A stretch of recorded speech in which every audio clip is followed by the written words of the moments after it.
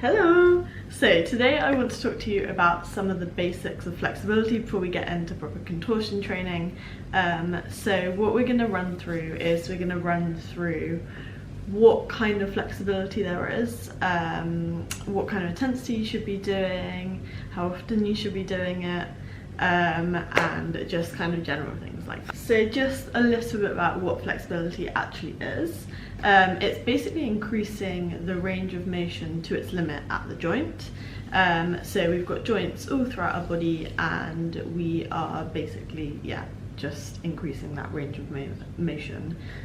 To run through a couple of points, if you're really flexible in one area, it doesn't necessarily relate to being flexible in another area.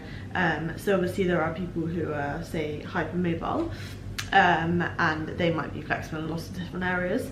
But generally speaking, you could be very flexible at the hips, but not so flexible in the shoulders, or vice versa.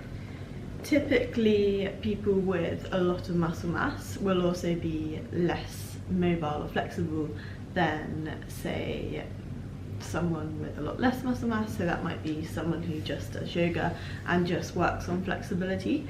But there's a lot of benefits to actually working on the strength or muscle mass as well as just the flexibility, because you're a lot less prone to injury.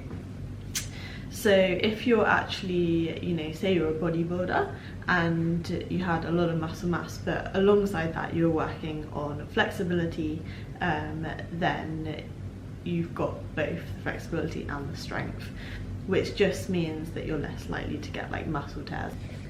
There are three main types of flexibility. These are passive flexibility, active flexibility, and dynamic flexibility. Passive flexibility is how much you can stretch when aided. That's either by the weight of your body or assisted for a partner. The muscles aren't actually working to the extent of the stretch. This is actually determined by elongating the muscles. Then the next is active flexibility, and that's how much you can stretch unaided, so stretching at the joint and then freezing it. That's actually a lot more difficult than passive flexibility. And then the last type is dynamic, so that's using momentum to force the stretch. So in this example I'm doing leg swings.